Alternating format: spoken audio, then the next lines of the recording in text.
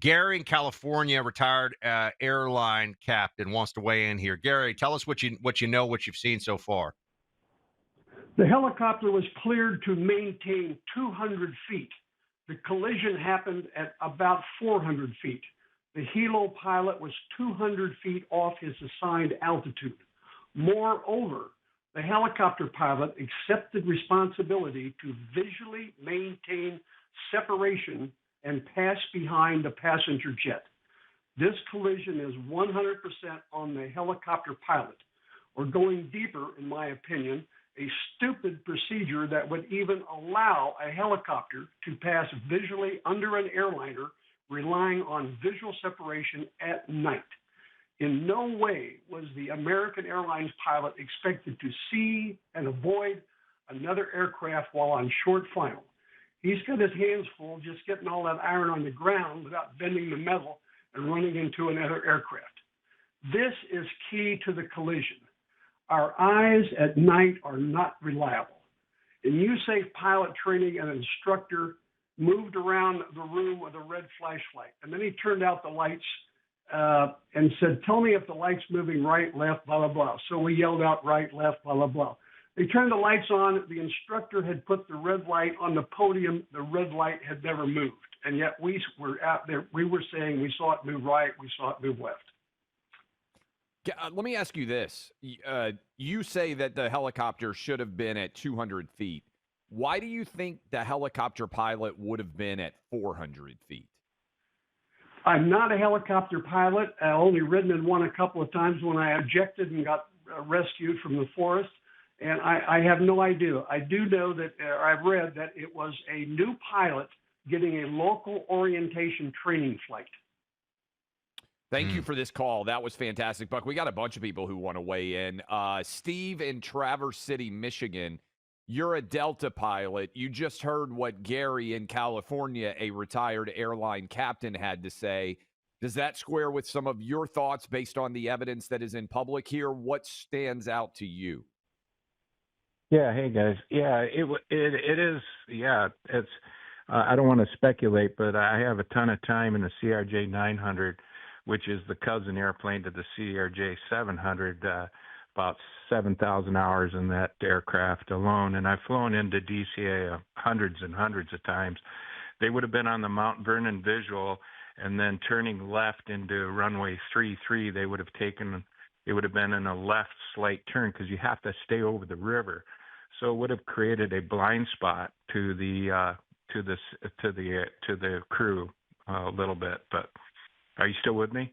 So yeah, tell me in particular. I've heard a lot of people talking about this 3-3 runway that is different than a one you typically would land on. Is it a more challenging? I understand it's a shorter runway because this was a smaller jet size. It seated 65, 70 people as opposed to the hundreds that larger jets might seat. Yeah, I've flown in there in the 757 also, which requires the longer runway. I believe that runway is about 5,200 feet long, so it's a smaller aircraft. They utilize it to allow for departures from runway 1 separation. But you'd configure out over the river, and then you'd be in a left turn with full flaps and gear down, so you'd be banking into a left turn, and you can imagine your left wing would be down, the right wing would be up, and the helicopter was coming in from the north. Now, that's speculation, speculating. So to see outside the right side would be tough of the aircraft, and puts the onus on like the last caller just said, the onus is on the helicopter pilot coming from the south. He had been given command to visually separate from the aircraft coming into runway 33, and so from a civilian perspective, it would seem that the plane would have the right of way here. So I mean, you got to get the helo out of the incoming plane's airspace, right? So landing aircraft, landing aircraft fully configured are vulnerable, so they have a right of way in one sense from aircraft that are coming down the river in normal flight. So you would have more maneuverability. Plus, there's all sorts of prohibited areas to the north and the Right, east in that of, DC airspace, it's very tightly yeah. compacted and regimented. Thank you so much, sir, for calling in. Let's get Aaron in Indiana. He worked on Blackhawks and could talk about some of the specifics of that airframe. Thank you, sir. Hi. Hi. Good morning. Good afternoon. I mean. So Hello? tell Yeah, us, what do thanks you for think? calling in. Hey. Thank you. Thanks. Yeah. See. Yes. I was a full-time technician on working on the Blackhawks, along with being in the guard itself. There. The one thing that I actually had to work on besides the aircraft electrically was also the night vision goggles that the pilots and the crew chief had to use. And I understand that another caller had mentioned that the peripheral vision on those goggles are limited, which they are. They are very limited, and all three of them would actually be wearing these particular night vision goggles, but they would really have to really look at hard to see visually any aircraft approaching or exactly where they're at. So yeah, that would be an issue, especially in that high traffic area. Thank you for the call. John, in Florida, you flew helicopters in the military and then became a pilot after leaving the military. What is your analysis of what you have seen so far? It sounds like you have experience both helicopter and airplane. I do. Okay, so I was over 6.5 years active duty as a Huey pilot in the 70s. I then 9 years reserve. I've listened to the comments about people that have a lot more experience than I have. But here's, and I heard the comment about the night vision goggles. First of all, they said the helicopter was on a training mission. What kind of training? Was it night vision goggles? Was it instrument training? And here's the thing. I've crossed over active runways before, but you can only do that if air traffic control gives you permission and there's nobody in the pattern. And so evidently this helicopter should have never been there. And I also heard the comments about maybe lack of communication between fixed wing and rotary wing, but air traffic control normally would have said, no, you're denied. You have to go around or you have to climb to so many thousand feet, or you know what I mean? I just think it could have been prevented. There was something happened here. Right. Well, it seems increasingly likely from what everyone is saying. And thank you for calling in, sharing your expertise on this. But Clay, there has been no indication so far of mechanical failure or an Intent. airframe failure, or there's definitely no indication of intent. But I'm saying, there are situations where, remember there was a horrible crash over the Atlantic Ocean with the I think they're called pitot tubes, which measure altitude, and they froze over. And then this guy, it was fly-by-wire. They got a big in-depth, and some of you are going to remember exactly the flight, but essentially he created a stall in over the Atlantic Ocean because the readings were wrong, because they froze over, because they were anyway.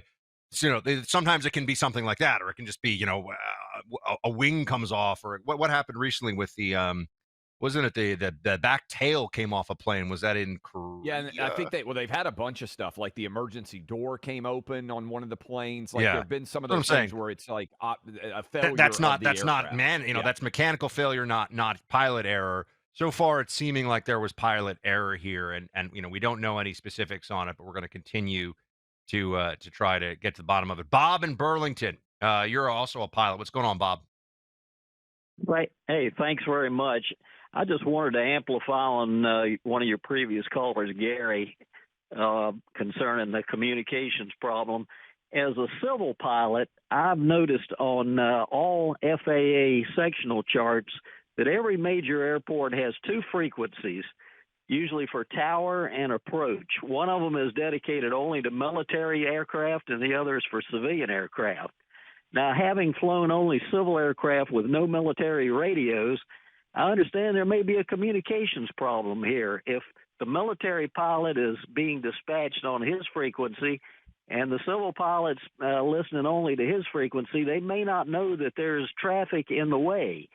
And visually, I guess that's a pretty busy airport that time of night. And I also looked at some of the footage. It looked like it was maybe an aircraft already in the pattern that was coming coming out of there when they were coming in.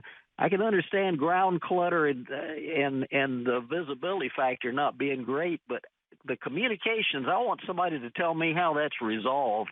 How does the military frequency dispatcher and the civilian frequency dispatcher know who's listening to who? Thanks very much. It's a great question, and there are some air traffic control audio that is out there that suggests that the helicopter was told to avoid this airplane. And what he's talking about may well have happened. And I had a bunch of pilots reaching out to me, and their best guess, Buck, was that the helicopter pilot was observing a different plane and wasn't aware that this plane was coming. And so when he's told, hey, go behind it, he's thinking that he's okay going behind another plane, and that maybe the specificity there of which plane and which direction he was lost in. And again, there's going to be a lot of details here. It's pilot error. I think it feels very likely, yes. And the question is it helicopter pilot error or airplane? To me, the evidence seemed to suggest that it's helicopter pilot error more than airplane pilot error, at least so far. Now, air traffic control, it also seems, could have been more specific in trying to ensure that this helicopter was aware of what the airline that they were referring to might have been. Given the scale of this disaster and this tragedy, we know that there'll be exhaustive investigation of this, and it will take months. But I think we'll have a pretty good idea much sooner than that. And I think with Trump and his team wanting to get answers out there as quickly as possible, we'll have a better sense of exactly what happened here. But again, thoughts and prayers go out to everybody affected by it, and we'll continue to monitor for any new developments or anything new that comes out about it. If you're in a profession like an Uber driver, hairstylist, plumber, truck driver, electrician, or any other 1099 worker, got a lot of truckers listening, there's a COVID relief program for 1099 contractors and self-employed individuals that's about to end. You can receive up to $32,200 with the sick and family leave credit designed to support self-employed individuals during the COVID-19 pandemic. If you missed work because you had COVID or cared for an immediate family member with COVID in 2021, you may qualify for this credit. This is a tax credit, and if you qualify, you will receive a check from the IRS. Visit taxcreditnow.com. They do all the work, and their team will fight for every dollar that you potentially deserve. The program is fast, easy, and hassle-free. It only takes a few minutes to find out if you may be eligible and get a quick estimate of your potential refund. Remember, this is a refund. So visit taxcreditnow.com and click on your Claim Your Tax Credit Now. Just answer a few questions. That website again is taxcreditnow.com.